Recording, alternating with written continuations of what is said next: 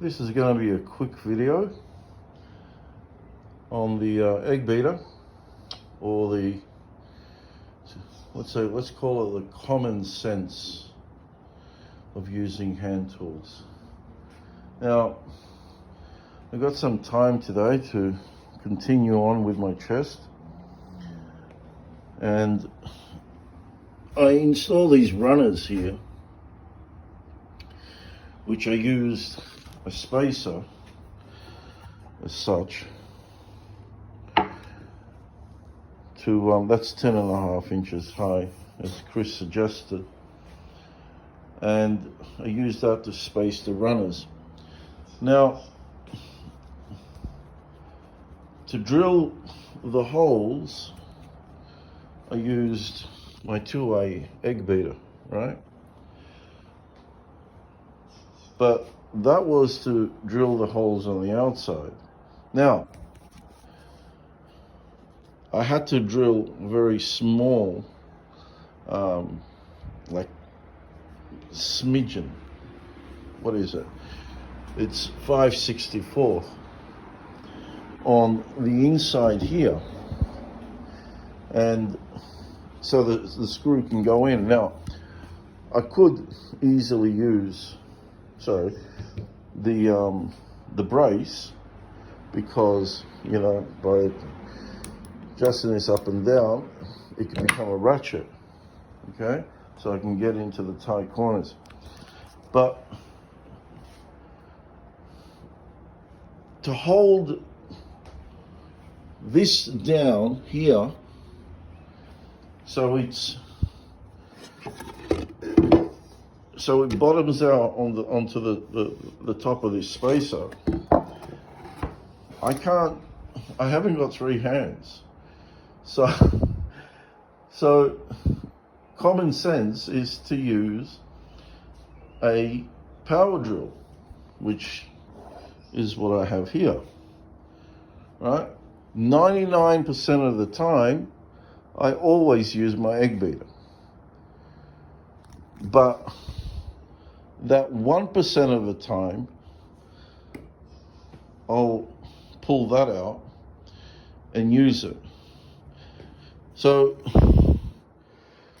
I used to own a Makita, very old, if you guys remember the old batteries that used to be, there used to be those long ones. And then I switched to that. Well, in fact, before that, I used to have the electric ones from Skillsaw, I think it was, the old metallic electric ones. And then I bought that Makita one, and that one cost me a pretty penny. And then after that, I bought this. And I've never had you can see some people, when new brands come out, like, for example, the Milwaukee, people just sell all their old tools that they have, and they replace them with Milwaukee. I don't do that sort of stuff. This DeWalt is brilliant. It works brilliantly. But for me, personally, I prefer the egg beater. And that's because it'll stop when I stop. If I had to constantly rely on the DeWalt, then I would have to, have certain, breaks throughout the day to charge the battery. That's if I was, using it constantly. It will go months before I even, pick this up, which is why it's in such good condition. There's no marks on it. It looks like brand new out of a box. So it's like, if you're into hand tool woodworking like I am, then just use your common sense. You're not living in the 18th century. You're not living in the 19th century. You're not, it is enjoyable to do everything by hand, but sometimes, well, you can't. You really can't.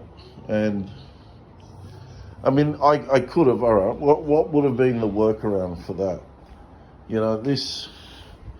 I wanted this to be completely, bottomed out, and I didn't want it to move. And sometimes when you start drilling, things happen, and then it moves.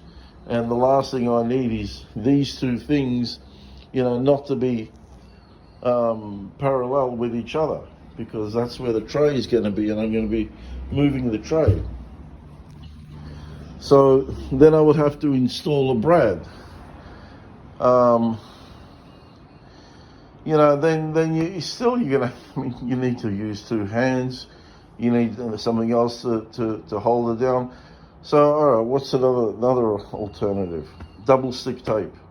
I could put double stick tape, but then there is, a certain thickness to the double stick tape, so it's not completely bottomed out.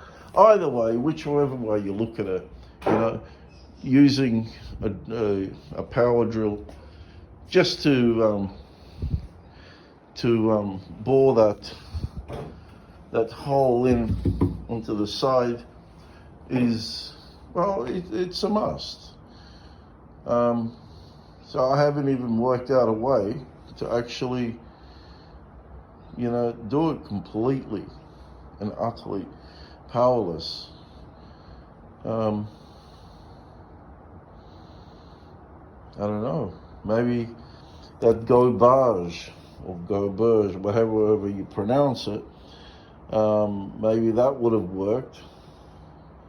And that's actually what I have to now make from, see, I've got lots of offcuts there. I can make one, because I'm going to have to now install the second runner. So anyway, like I said, just use common sense. You haven't moved away from the spirit of hand tool woodworking. Even if you've never used an egg beater and you use that, there's absolutely nothing wrong with that either. You're not relying on power tools. So when you need that extra pair of hands and you haven't got someone to help you, well, there you go. That's the other alternative, someone to help you. Go ahead and use it. That's what you bought it for. All right, that's it. Thanks for watching.